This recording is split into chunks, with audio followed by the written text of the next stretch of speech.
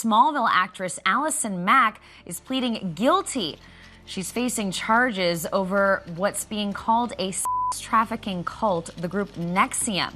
When was the last time you heard from your favorite Golden Age Hollywood actors? You might think that they might be enjoying retirement or prepping for their next movie. Well, for some, it's far from those pleasant thoughts. Many are in jail.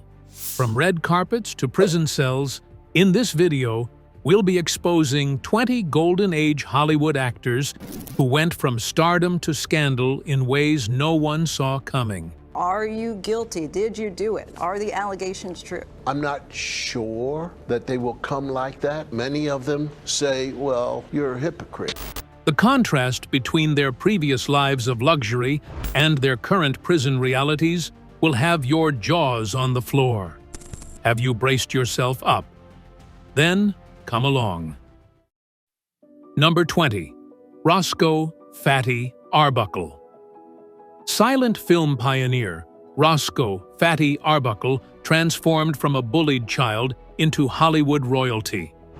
Born in Kansas in 1887, weighing over 13 pounds, Arbuckle discovered his love for performing after joining a visiting vaudeville troupe. His natural comedic talent quickly propelled him to international fame. By 1914, Paramount Pictures offered him an impressive $1,000 per day plus 25% of film royalties. This meteoric rise culminated in 1918 with an unprecedented 3-year, $3 million contract, making him the second highest-paid actor behind only Charlie Chaplin. During his peak, Arbuckle mentored comedy legends including Chaplin, Buster Keaton, and later discovered Bob Hope. On September 5, 1921, Arbuckle attended what became an infamous party at San Francisco's St. Francis Hotel. During these festivities, a 25-year-old actress named Virginia Rappe fell seriously ill. According to witness Maud Delmont, Arbuckle had sexually mistreated Rappe, causing fatal internal injuries. After Rappe died from a ruptured bladder, Arbuckle was charged with manslaughter. The prosecution's case had significant flaws. Their star witness Delmont, later revealed as Madame Black, a known blackmailer, was never called to testify due to credibility issues. Additionally, the coroner's report showed no marks of violence on the body. Nevertheless, the Hearst newspaper empire sensationalized the case, claiming it sold more papers than the sinking of the Lusitania. Following his arrest, Arbuckle spent 3 weeks in San Francisco's Hall of Justice, held without bail in cell number 12 on Felony Row. His legal ordeal stretched across 3 trials. The first 2 ended with hung juries, despite mounting evidence favoring his innocence. Though the ban was lifted after 8 months, Arbuckle's career never recovered. He worked behind the camera under the pseudonym William Goodrich. Number 19. Paul Kelly. Broadway star turned film actor Paul Michael Kelly began his entertainment journey at merely 8 years old. Born in 1899 in Brooklyn, New York, Kelly first graced Broadway in The Grand Army Man. His proximity to Vitagraph Studios launched his early career as Chick Kelly, the Vitagraph Boy. Unfortunately, the actor's career took a devastating turn in April 1927. Kelly, while intoxicated, confronted fellow actor Ray Raymond over an affair with Raymond's wife, actress Dorothy McKay. At 6 feet tall and 200 pounds, Kelly drastically overpowered the smaller Raymond. After a brutal beating at Kelly's hands, Raymond died days later from a brain hemorrhage. The subsequent trial captivated the public. Passionate love letters between Kelly and McKay were presented as evidence, despite her courtroom denials of romantic involvement. Ultimately, Kelly was convicted of manslaughter and sentenced to 1 to 10 years in prison. Number 18. Rory Calhoun, Hollywood's bad boy. Rory Calhoun took an unconventional route to stardom.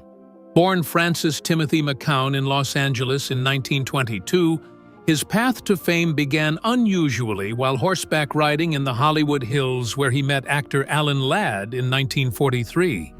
Impressed by his physique, Ladd introduced him to his wife Sue Carroll, a talent agent who secured Calhoun his first screen test.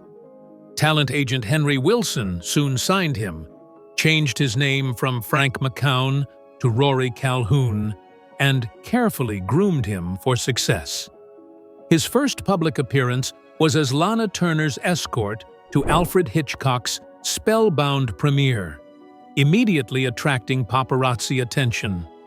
Underneath his handsome exterior lay an extensive criminal history. At just 13, Calhoun stole a revolver, landing him in the California Youth Authority's Preston School of Industry reformatory. He subsequently escaped, embarking on a crime spree that included robbing several jewelry stores.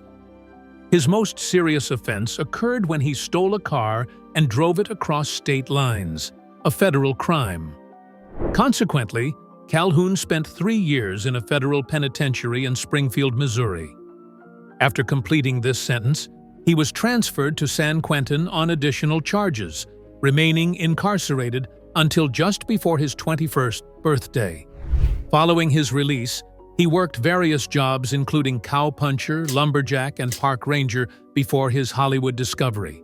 In 1955, when blackmailers threatened to expose his prison record, Calhoun's agent made a calculated decision. Wilson disclosed Calhoun's criminal past to Confidential magazine in exchange for their silence about Rock Hudson's homosexuality. Ironically, this revelation had no negative impact on Calhoun's career. Indeed, it solidified his bad boy image.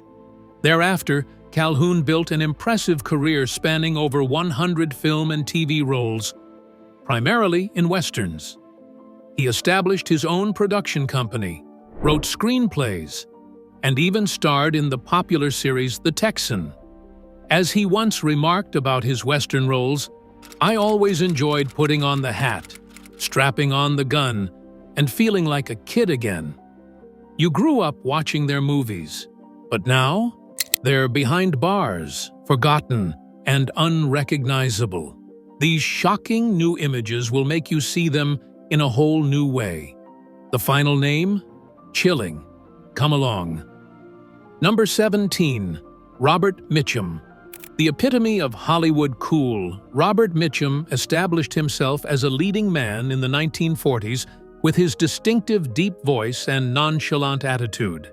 His breakthrough came with an Academy Award nomination for Best Supporting Actor in The Story of G.I. Joe, 1945. By 1948, Mitchum had appeared in more than 35 pictures and was considered RKO Radio Pictures' most reliable and profitable leading man. Unfortunately, on September 1, 1948, Mitchum's career took a dramatic turn when police officers conducted a sting operation at a house in Laurel Canyon. Officers found Mitchum smoking marijuana with actress Lila Leeds, dancer Vicki Evans, and real estate agent Robin Ford. Upon arrest, a dejected Mitchum told the officer taking his information, former actor, when asked his occupation.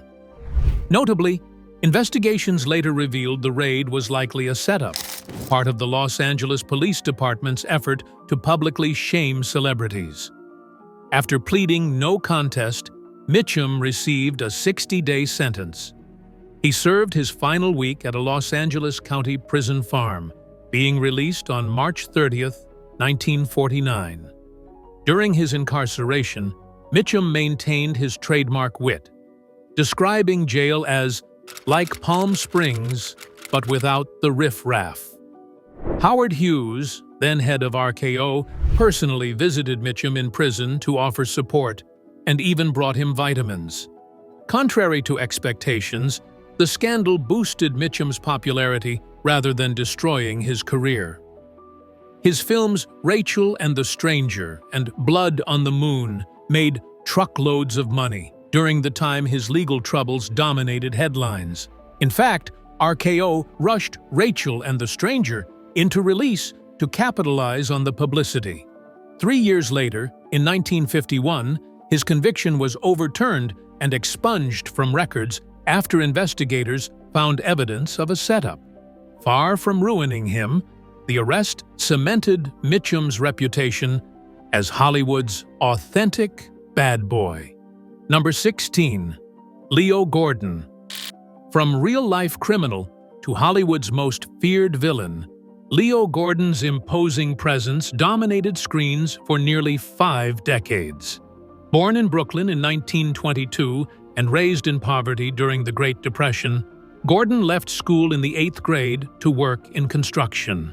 After a brief stint in the Army from 1941 to 1943, his life took an unexpected turn. Following his military discharge, Gordon drifted to Southern California, where his criminal career began. In a desperate move, he and an accomplice attempted to rob a bar and its patrons with a pistol. During his arrest, officers shot Gordon in the stomach. This violent encounter led to his conviction for armed robbery.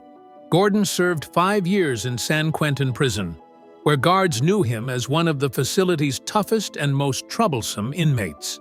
Instead of wasting this time, however, he furthered his education by reading virtually every book in the prison library.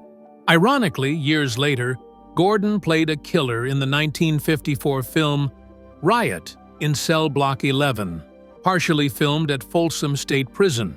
Director Don Siegel once remarked that Leo Gordon was the scariest man I ever met. Upon release, Gordon utilized his GI Bill benefits to attend the American Academy of Dramatic Arts. There he met his future wife, Lynn Cartwright, whom he married in 1950. A Hollywood agent discovered Gordon in a Los Angeles production of Darkness at Noon, launching his film career with a role in the 1953 Western City of Bad Men. Throughout his career, he appeared in approximately 70 films and dozens of television shows. Beyond acting, Gordon wrote screenplays for more than a dozen films, including The Cry Baby Killer, 1958, which featured Jack Nicholson in his film debut. In 1997, Gordon received the Golden Boot Award for his Western screen work, humbly stating, "Thank God for typecasting." Number 15. Lila Leeds. Dubbed Hollywood's Lana Turner look-alike, Lila Leeds emerged from humble beginnings in Kansas. Born in 1928, she worked at a movie theater box office in Clovis, New Mexico, before running away from home. Initially working as a dancer in St. Louis, Leeds eventually reached Los Angeles, where she became a hat-check girl at the renowned Ciro's nightclub. Her striking beauty caught attention, earning her a contract with MGM without even a screen test. She appeared in films including Lady in the Lake, 1947, and Green Dolphin Street. In September 1948, police raided Leeds's Hollywood Hills home, described as ideally situated to be a reefer resort. At the time, the 20-year-old actress was engaged to Stephen Crane, Lana Turner's ex-husband. Following the arrest, Crane fled to Europe to avoid association with the scandal. Essentially, the promising starlet's life unraveled overnight. Leeds received a 60-day sentence plus 5 years probation. Unlike Mitchum, Leeds's career never rebounded. She starred in the exploitation film She Shoulda Said No, 1949, attempting to capitalize on her notoriety, but it flopped. Unable to secure further roles, she left California in 1949. Afterwards, Leeds worked in Midwest nightclubs, married twice more, and had 3 children who occasionally lived in orphanages. By the 1970s, she had returned to Los Angeles, volunteering at missions and studying religion. Number 14. David Carradine. Television's iconic martial arts master David Carradine first captivated audiences as Kwai Chang Caine in the series Kung Fu, 1972 to 1975. Ironically, Carradine knew nothing about Kung Fu when cast, relying primarily on his dance experience. As the son of veteran actor John Carradine, he built an extensive career spanning over 200 films and television appearances. Behind the scenes, Carradine faced numerous legal troubles. In 1974, police arrested him after he broke into a neighbor's home while under the influence, leaving a trail of blood from smashing through windows. Moreover, he pleaded guilty in 1978 to having unconsensual sexual relations with a 14-year-old girl in Washington, D.C. His most publicized incident occurred in 1989 when California Highway Patrol officers arrested him for driving with a blood alcohol level of 0.17. Following his conviction, Carradine initially served time in D.C. jail on a $5,000 bond. The judge later suspended his 15 years to life prison sentence, placing him on 5 years probation. For his 1989 DUI conviction, his second offense, he served 48 hours in jail. Golden Age charm, rotting behind cold steel bars. Want to see what time and crime has done to them? Watch till the end, because the biggest shock is saved for last. Number 13. William S. Burroughs. Literary outlaw William S. Burroughs stood apart from typical Hollywood figures as a Harvard-educated novelist from a wealthy family. His grandfather's adding machine invention provided him with a $200 monthly allowance that supported him for 25 years. Alongside Jack Kerouac and Allen Ginsberg, Burroughs became a cornerstone of the Beat generation. His confessional first novel, Junkie, 1953, documented his harmful substance addiction experiences, yet his 1959 novel, Naked Lunch, ultimately cemented his reputation. On September 6, 1951, in Mexico City, Burroughs killed his common-law wife, Joan Vollmer, during a drunken gathering. Originally, he claimed they were performing a William Tell act, where he attempted to shoot a glass off her head. After missing, the bullet struck Vollmer in the forehead, ending her life instantly. Burroughs later changed his story, claiming the gun accidentally discharged. Authorities held Burroughs on killing charges for 13 days before releasing him on bail. His attorney, Bernabe Jurado, coached witnesses to support his accident claim. After fleeing Mexico, Burroughs was convicted of manslaughter in absentia, receiving a 2-year suspended sentence. Burroughs himself acknowledged Vollmer's death as pivotal.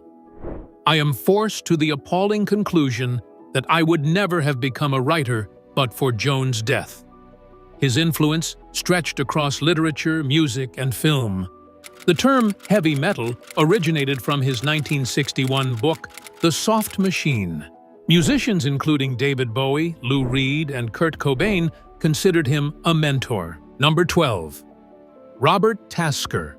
Born in 1903 in South Dakota, Tasker was raised in Canada and Portland, Oregon. In 1924, he robbed Oakland's Sours Dance Parlor, primarily to embarrass his banker father. His distinctive approach earned him the nickname the Coffee Bandit for ordering meals before pulling an unloaded pistol. Contrary to expected substance charges, Tasker's criminal record stemmed from armed robbery.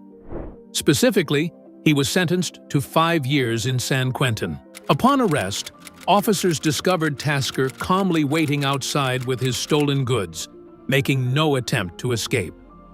The judge gave him a harsh sentence, partly as a warning to other privileged young men committing thrill crimes. Behind bars, Tasker's literary talent emerged as he contributed to and edited the San Quentin Bulletin. H.L. Mencken recognized his potential, publishing Tasker's essays in the American Mercury. Hence, Tasker organized a prison writing competition that attracted over 400 entrants. Meanwhile, he wrote Grimhaven, his prison memoir smuggled out of his cell and published in 1928. Released in December 1929, Tasker moved to Los Angeles, where Mencken arranged a job with Photoplay magazine. Shortly afterward, he worked on MGM's acclaimed prison drama, The Big House, 1930. Throughout the 1930s, he contributed to numerous films including Dr. X, 1932, To avoid military service during World War II, Tasker relocated to Mexico City in 1942. His life ended tragically in December 1944 from an overdose of sleeping pills. Number 11. Bill Cosby. Once hailed as America's dad, Bill Cosby's journey to stardom began with groundbreaking achievements in entertainment. As the first African-American performer to win an Emmy, Cosby broke racial barriers in television. His portrayal of Dr. Cliff Huxtable on The Cosby Show, 1984 to 1992, captivated approximately 30 million weekly viewers, establishing him as a household name. In 2015, prosecutors charged Cosby with sexually assaulting Andrea Constand at his Philadelphia suburban home in 2004. Prior to this, former District Attorney Bruce Castor had declined to file charges and issued a press release announcing this decision. Following a retrial in April 2018, a jury found Cosby guilty of 3 counts of aggravated indecent misconduct. The court designated the then octogenarian a predator and sentenced him to 3 to 10 years in state prison. Throughout his incarceration at SCI Phoenix Maximum Security Prison, Cosby refused to participate in sex offender programs, stating he would not acknowledge wrongdoing even if it meant serving the full sentence. On June 30, 2021, Pennsylvania's Supreme Court overturned Cosby's conviction.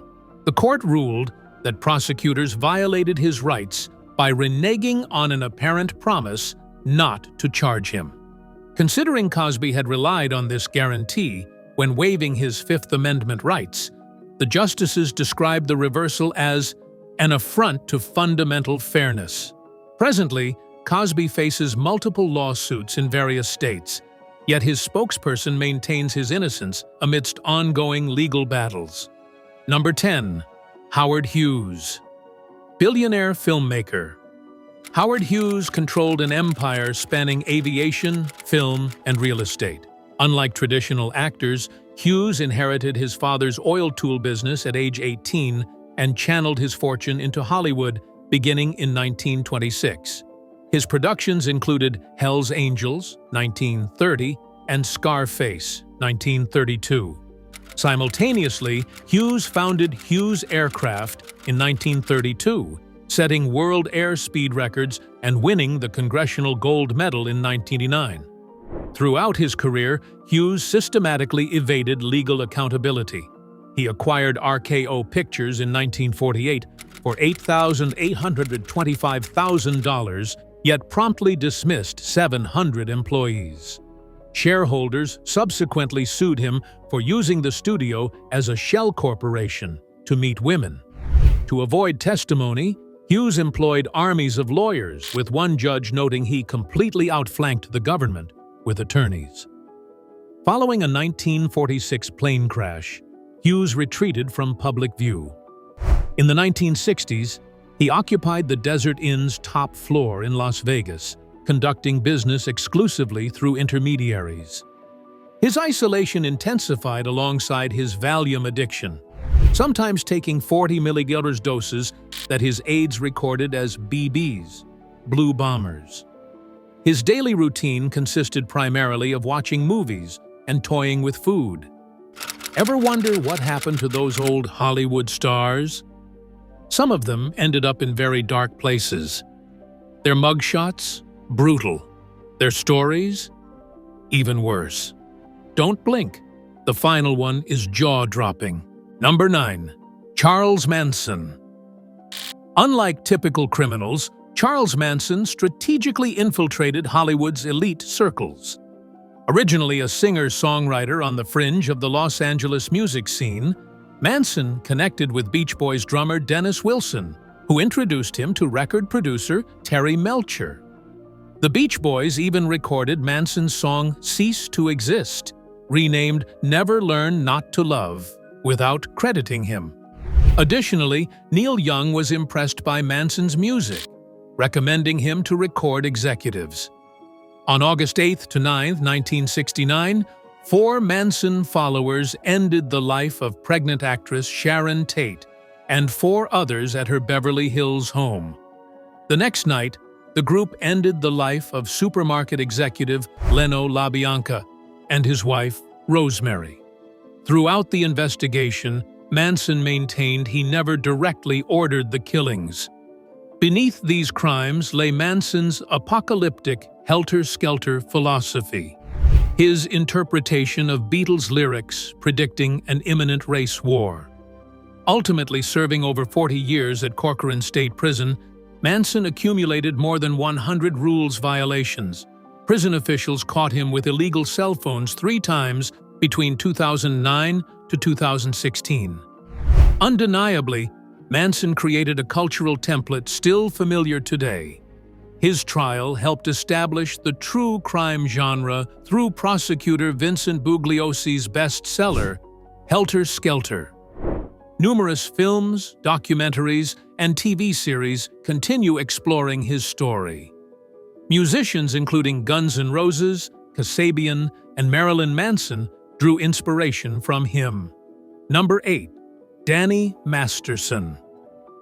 Sitcom star Danny Masterson rocketed to fame portraying Stephen Hyde on Fox's hit series That 70s Show from 1998 to 2006.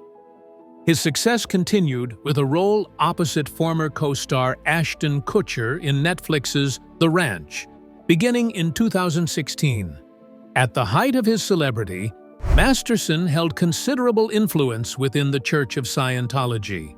In 2020, prosecutors charged Masterson with forcibly having non-consensual sex with 3 women at his Hollywood Hills home between 2001 and 2003. The accusers, all former Scientologists, testified that church officials discouraged them from reporting the mistreatment. After a mistrial in 2022, a second trial began in 2023. Currently incarcerated at California Men's Colony in San Luis Obispo County, Masterson maintains his innocence.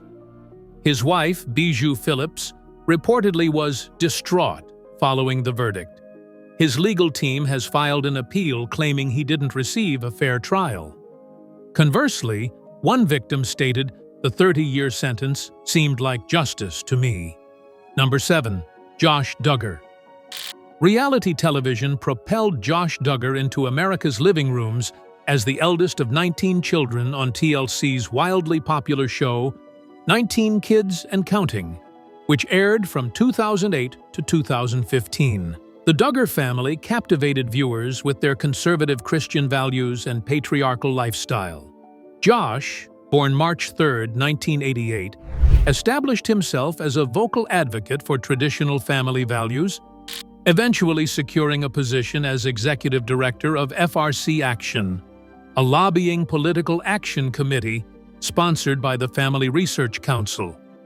In April 2021, U.S. Marshals arrested the then 33-year-old Duggar after a lengthy investigation revealed disturbing evidence. Homeland Security investigators had tracked child pornography to an IP address at his used car dealership in Arkansas. Prosecutors presented evidence that Duggar had downloaded approximately 600 photographs and 7 videos depicting unkind child sexual mistreatment. Accordingly, he installed a password-protected partition on his computer to evade detection software. On December 9, 2021, a jury found him guilty of receiving and possessing child pornography. In May 2022, Judge Timothy Brooks sentenced Duggar to 12 years and 7 months in federal prison.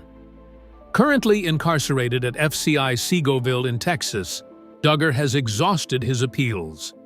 His earliest possible release date was extended to October 2, 2032, after a contraband cell phone violation.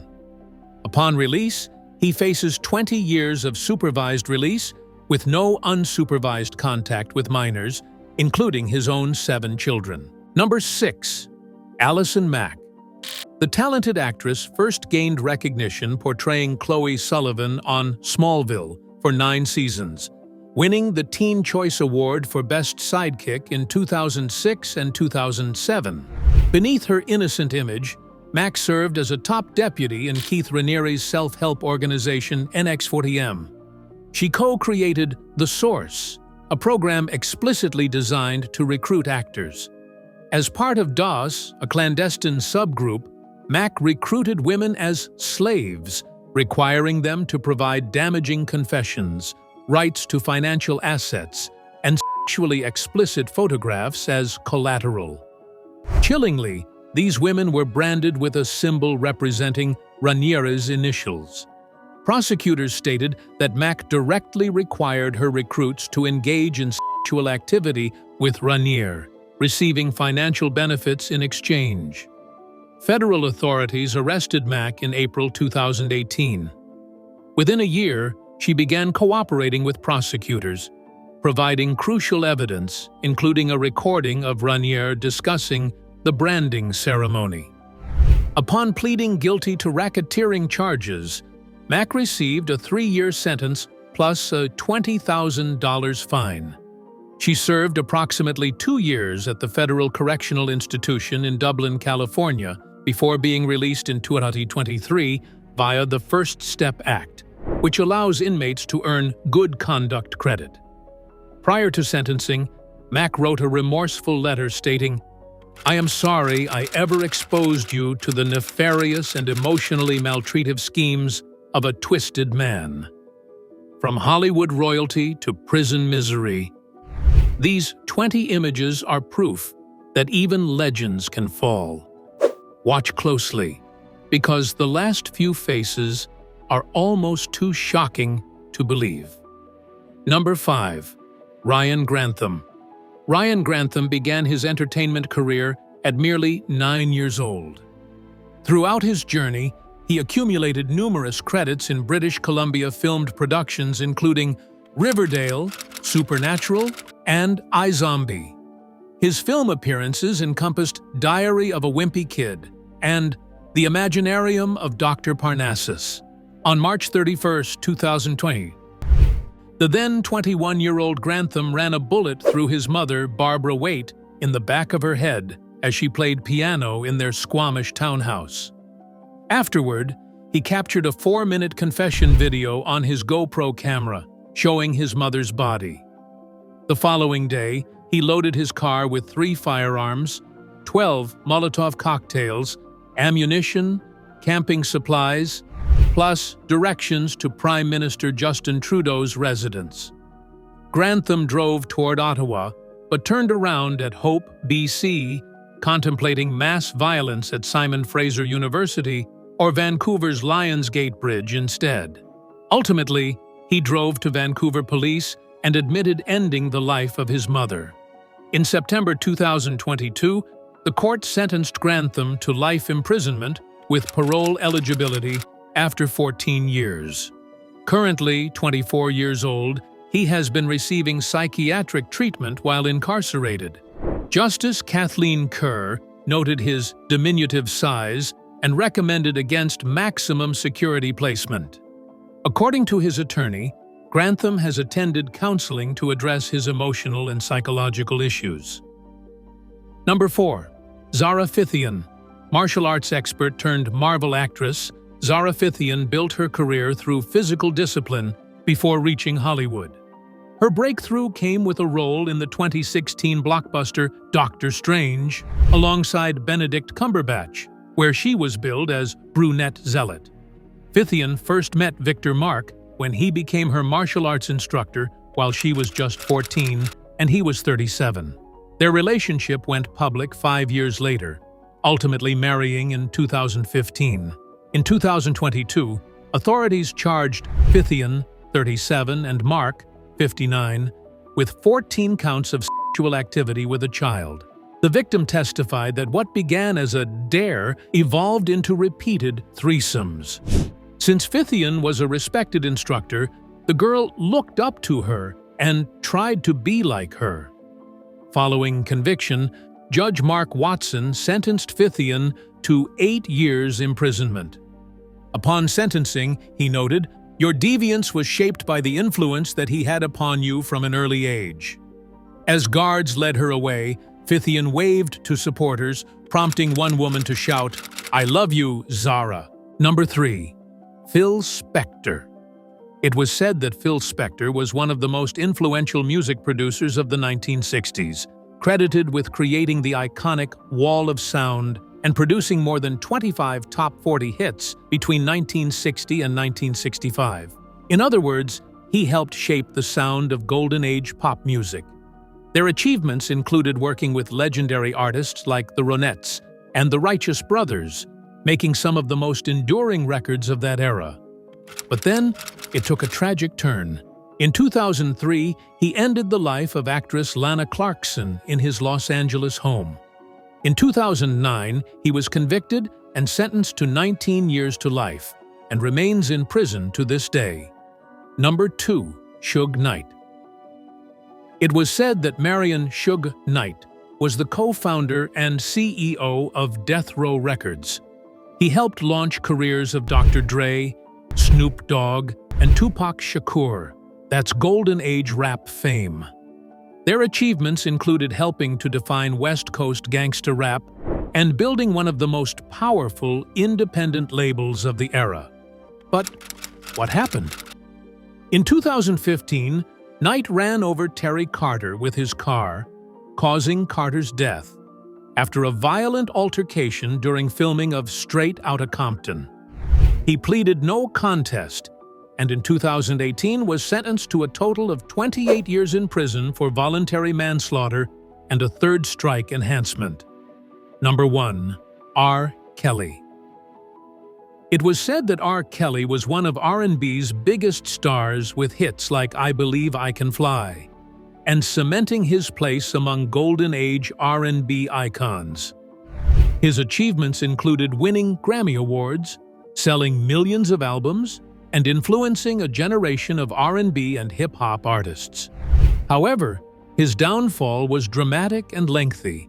Prosecutors accused him of recruiting young girls, isolating them, and mistreating them over many years. In 2021, he was convicted in New York of racketeering and sex trafficking, later received additional state convictions, and was handed a 30-year federal prison sentence. He remains locked up today. Meanwhile, the music icon he once was is gone, replaced by a prisoner serving decades for crimes widely condemned. With this, we have come to the end of this video. Thanks for watching. If you enjoyed this video, do well to like, comment, and subscribe for more content. To enjoy more thrilling stories, click now on the following video that pops up on your screen.